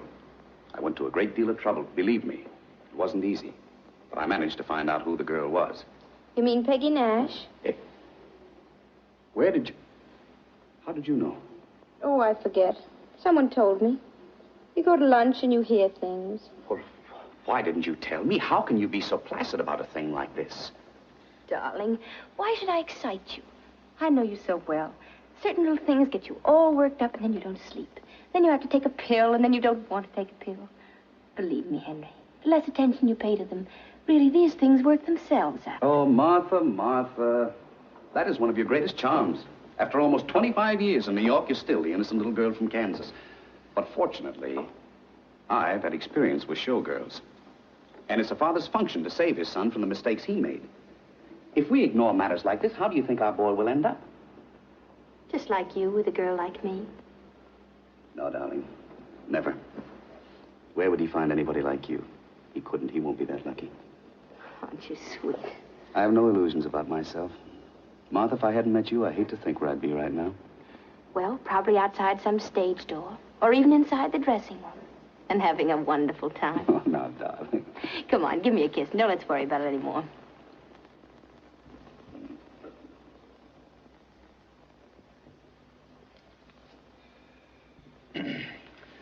Martha, I just want to get your viewpoint. You think it would be a bad idea, just to be safe, if I looked up this girl and, And what? well, maybe just to avoid complications, ask her to leave the boy alone. And if necessary, buy her off? Now, Henry, don't even consider anything as foolish as that. All right. It's just a thought. you want me to, I'll drop it. Good. How much did you pay the girl? What do you mean? Don't I know my Henry and his innocent eyes? I beg your pardon, sir, but you told me to let you know when Mr. Jack arrived, sir. He's just come in, sir. Thank you. You see, he's home early for the first time in weeks, and I'll tell you why. He went to the theater as usual, and she gave him his walking papers. And the poor boy is probably all upset. I hope he is. And Martha, don't you baby him. Don't you spoil what I've done. Hello. Hello, sir. Hello, Mother. Hello, Father. How are you, Jack? Fine. You look a little depressed. Well, me? Well, I never felt better in all my life. Besides that, I could use $100. $100? What for? Well, I want to throw a little party tonight. Take someone out. Oh, I see. Tell me, whom are you going around with these days, Jack? Now, Martha, that's Jack's personal life, and we shouldn't pry into it. Here you are, Jack. There's your $100. Thanks, Father. Have a good time. Thanks. And I'm not interested in whom you're taking out. I'm sure she's all right. Anyway, it's none of our business whether you're taking out Mary Jones, Helen Smith, Mitzi Glutz, or Peggy Nash. Peggy Nash? Father, what is this? Are you trailing me? Where'd you hear that name? I don't know. Martha, where did we hear that name? I don't know, and don't ask me. Well, one has friends, and, yes, and one goes to lunch. Tell me, isn't she a Follies girl famous for coming down a staircase? Well, now, look, we're all grown up, aren't we? Why, certainly. Well, I had a crush on her. Ah, and why not? Why shouldn't he? I don't know, and don't ask me. I understand she's a very attractive girl. Oh, she is. And I took her pretty seriously. Oh, you did, huh? Yes, very. And then after a little time... Yes? I got tired of her. Oh, you did, huh? So then I faced the problem of how to get rid of her. You know, things like that aren't easy. I should say not. Don't ask me. I didn't ask you. I merely made a statement. Go on, Jack. But after all, what could she do to me? I hadn't promised her anything. You hadn't? I should say not. I wasn't the first romance in her life. You know, I'm no baby. But nevertheless, you went there expecting a lot of trouble, didn't you? Yes. But to my surprise, she was so big about the whole thing and let me off so easily. Oh, she did, huh? Well, isn't that fortunate? Yes. You know, she was so wonderful about the whole thing that I almost fell in love with her again. Oh. Oh, but it's all over now, and I'm glad of it. And so am I. And so am I. As a matter of fact, I never was happier in my life. And while we're on the subject, Jack, I think you're getting to the age where you should start to look around for a really nice girl. Oh, I don't have to look around. I've met her already. Oh, you have? A wonderful girl. The most wonderful girl I ever met in my life. Really? Well, isn't that nice? Tell me, who is the young lady? Is she someone I might know? A New York girl, perhaps? Oh, no, she comes from Philadelphia. Oh, from Philadelphia. Somehow Philadelphia always sounds right, doesn't it, Martha? Yes, it does. Tell us who she is. Yes, tell us. Well, have you been to Earl Carroll's Vanities?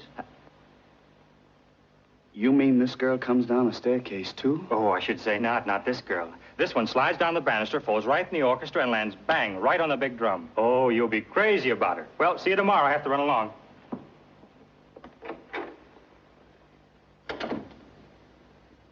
What's the matter with that boy? He's young, Henry. That's all. Come on, dear. It's time to go to bed.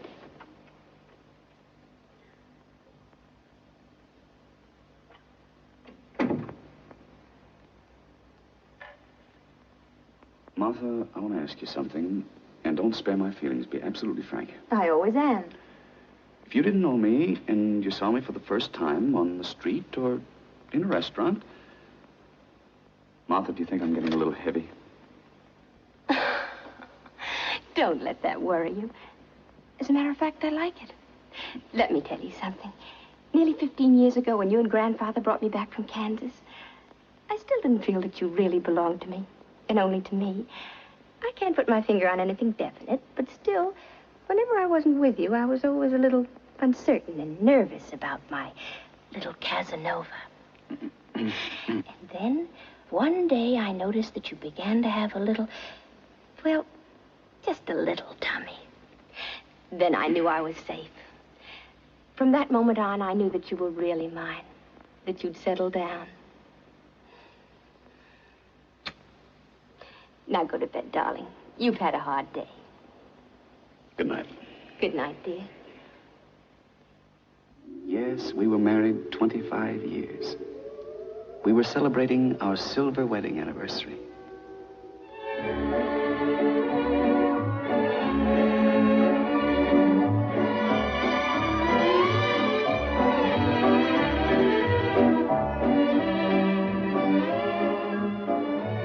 Have you seen Mrs. Van Cleve? No, sir. I've been in the kitchen. Jack, is your mother upstairs? No, I haven't seen her.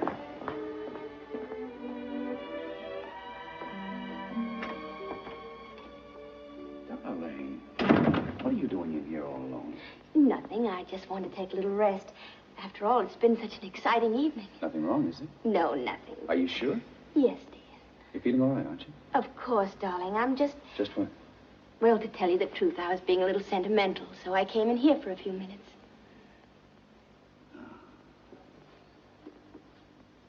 Yes. This is where it all started. 25 years ago. I was standing over there by that desk. No, you were sitting in the chair. Yes, you're right. And then you came in and you stood by the desk.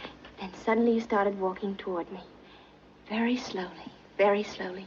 I could count every step. Oh, you were such a frightened little girl, and the closer I came, the more frightened you were. Darling, I want to make a confession. After all, we've been married 25 years. What is it? I wasn't frightened at all. You weren't? Not at all. And when you were walking toward me so very slowly, do you know what was in my mind? No. I thought, what's the matter with him? Can't he walk faster?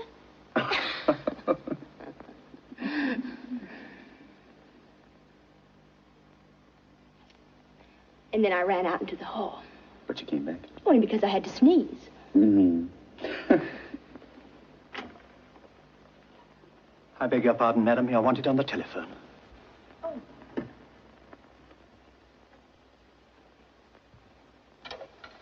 Hello? Yes, I called you. Well, it's really not important. Yes, everything is all right now. I'll call you soon. All right, tomorrow.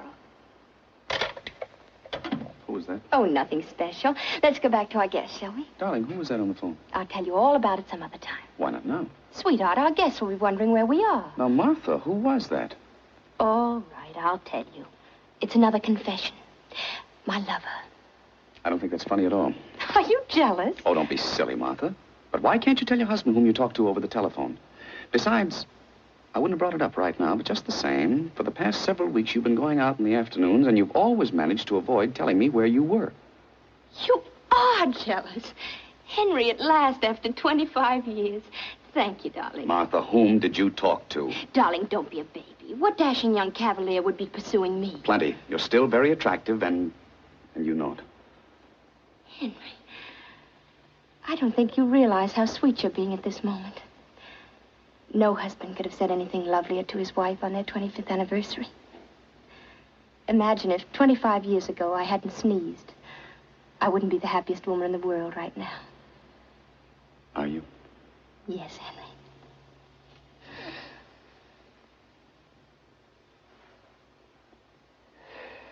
Now, who was it? I'll tell you tomorrow. I am not going to leave this room until you tell me. Well, knowing my obstinate little boy, you promise to be sensible and not make a mountain out of a molehill? I promise. Now. Well, you know how women are. We have too much time on our hands, and we begin to imagine that there are things wrong with us. And I'm no exception, so I've been going to a doctor, that's all. Darling, I feel like a fool. Now, I have a confession I must make to you. I really was jealous. Martha, what did you go to the doctor for? What's wrong? Nothing, really. Well, so that's why you came in this room. You weren't feeling well. Darling, is it serious? I tell you, it's nothing at all. Just a little dizzy spell. Darling? Now, you promise to be sensible. Come on, let's dance. Martha, what did the doctors say? Listen, dear, if I take 5 drops 3 times a day, and if you don't worry about me too much, we'll both live to celebrate our golden anniversary. Now, come on, let's dance.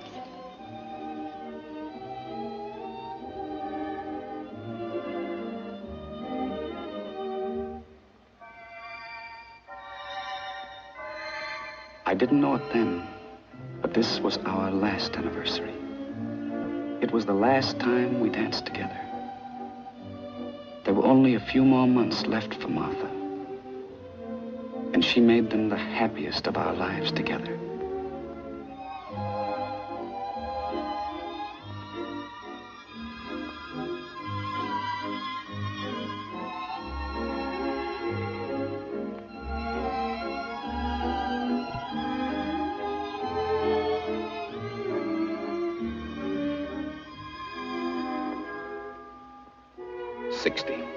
Yes, I was 60. Jack insisted on celebrating. And here are my relatives who came to make this birthday an occasion of riotous gaiety. Cousin William, 73. Aunt Minnie, who admitted to 81. The total age of this scintillating assemblage was over 1,400 years. I believe Jack gave this party on purpose to remind me that I was contributing 60 years to that 1,400.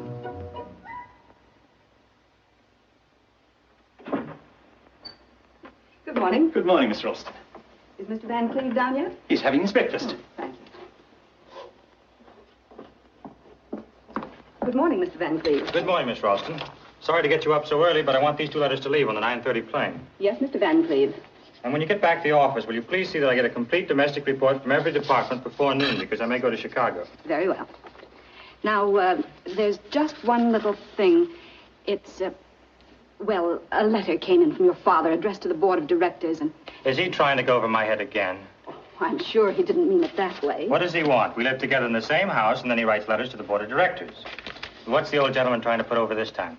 He wants the board of directors to vote him a bonus. A bonus? He talked to me yesterday, confidentially. In case that bonus doesn't go through, he wanted me to persuade you to give him at least an advance on his monthly check. He shouldn't go to you, Miss Ralston. Oh, but... Well, I'm going to give him a lesson.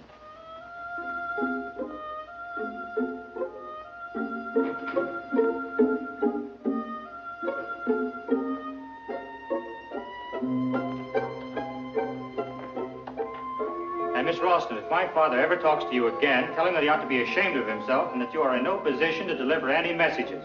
Yes, Mr. Van Cleve. Why, Mr. Van Cleve? Is he in a bad mood? Terrible. Now, look here, Miss Ralston, would you do me a very great favor? Father? Oh, good morning, Jack. Good morning. I'd like to talk to you.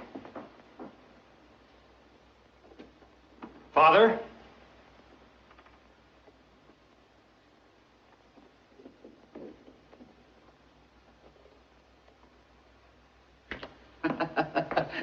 I heard a very funny story. You'll love it. It'll start your day off with a laugh.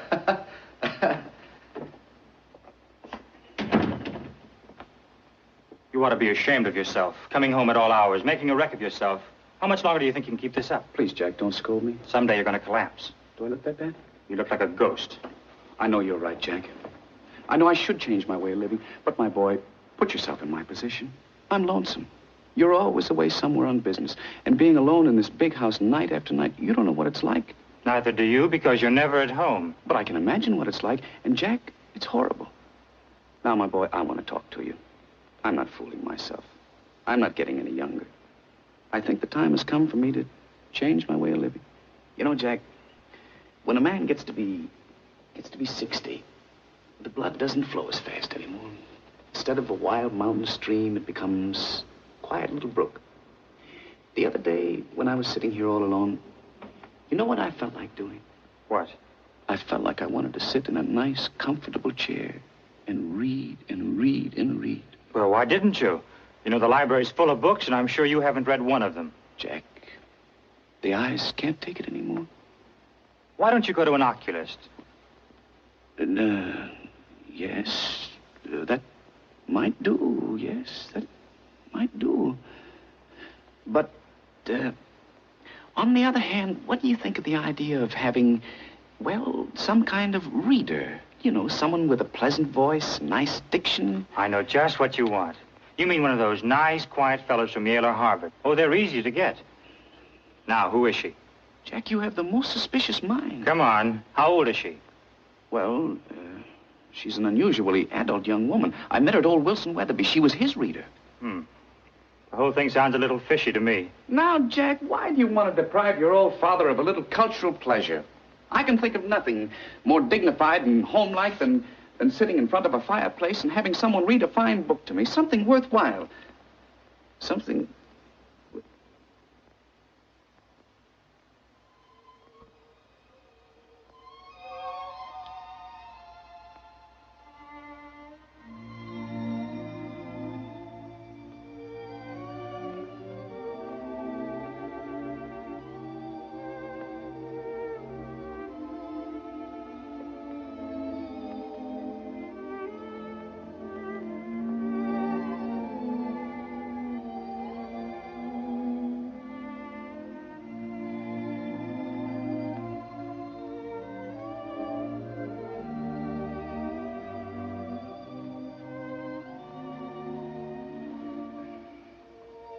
Father, her last thought was that you should be happy.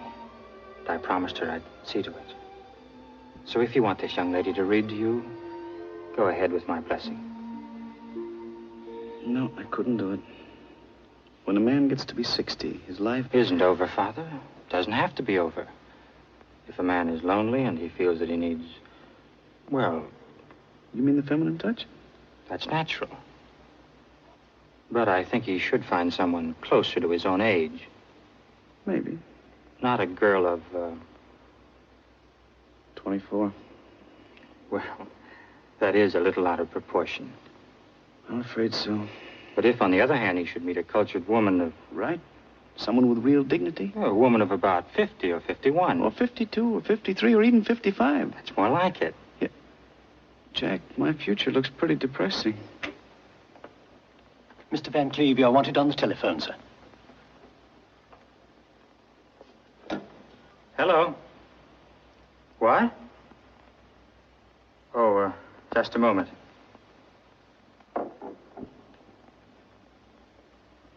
It's for you, Poochie.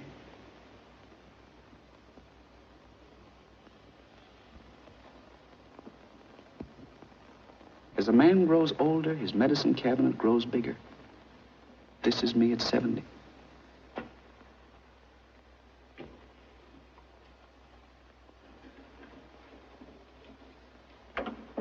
Now, really, there's nothing to worry about. But Mrs. Van Cleve, please... I know, but it was his 70th birthday yesterday, and I didn't have the heart to keep him from celebrating a little. You know, I hate to go to that banquet and leave the old man alone. I'd just as soon stay home. No. It's perfectly all right for you to go. In fact, the fewer people around him, the better off he'll be.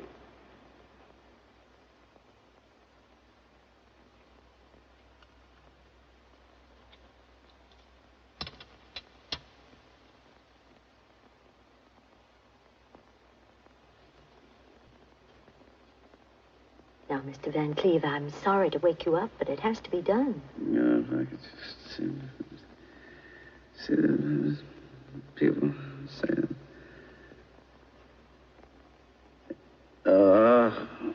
Now, open your mouth, please. Oh, go away, and leave me alone. Oh. What was that dream all about? Oh, I was having such a good time. Just open your mouth. What was that all about? Oh, yes. The door opened, and a man stepped out of a rowboat.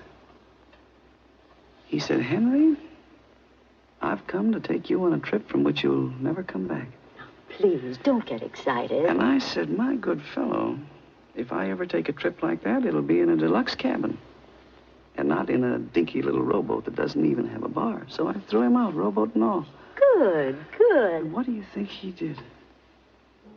He came back with a big luxury liner, floating on an ocean of whiskey and soda. And instead of funnels, there were big black cigars. And on top of the bar, sitting in a lifeboat, was the most beautiful blonde, wearing a Merry Widow costume.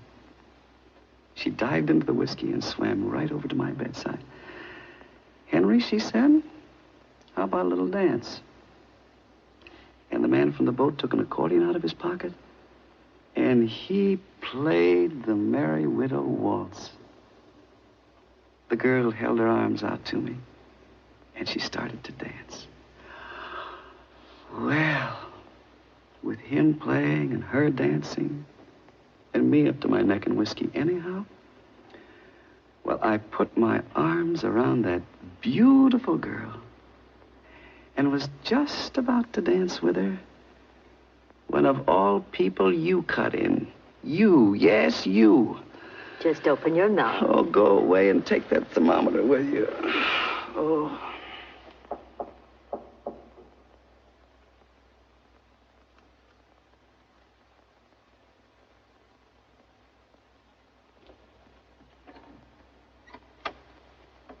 The night nurse has just arrived. All right.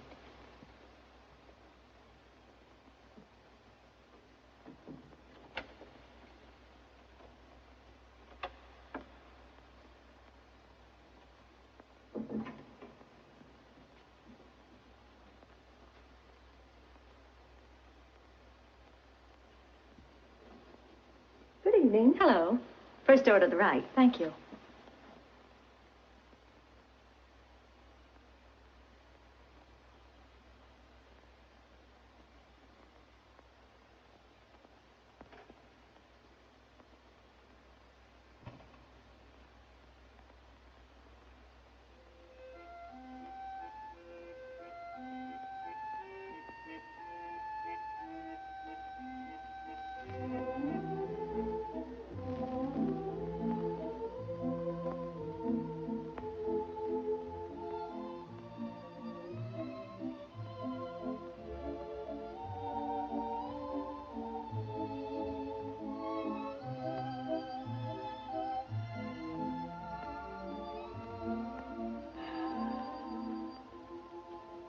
I'd fallen asleep, and suddenly I was awakened by a caressing touch on my forehead. I opened my eyes, and there she was, sitting right on the edge of the bed. Nellie Brown, registered nurse. Your Excellency, one look at her, and it didn't matter whether she was registered or not. Then she took out a thermometer, and she said, "Open your mouth." Who wouldn't for Nellie? And then she put the thermometer in, and my temperature went up to 110. Who could ask for a more beautiful death?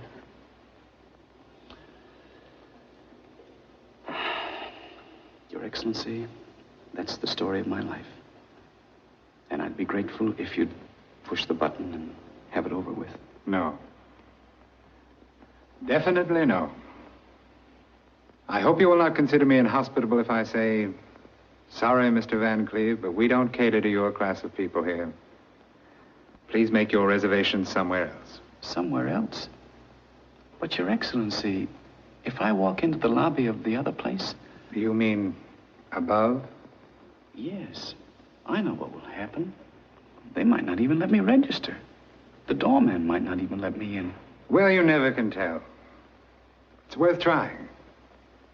Sometimes they have a small room vacant in the annex.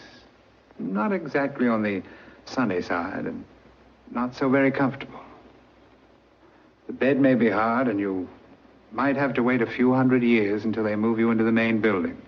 Well, it doesn't hurt to try.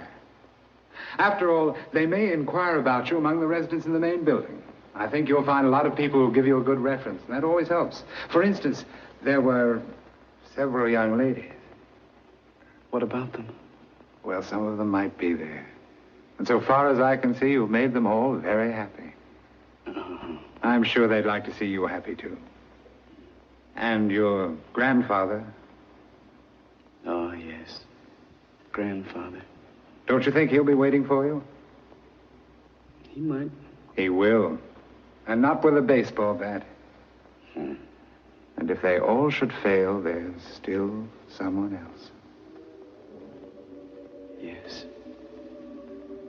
She's up there. And she will plead for you. Do you think so? You know she will. Yes, Mr. Van Cleve. I would say you have a chance. A very good chance. Anyway, it's worth trying.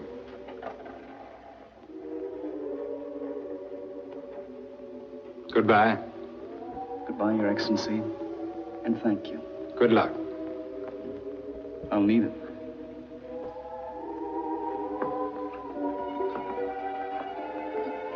Down? No. Up.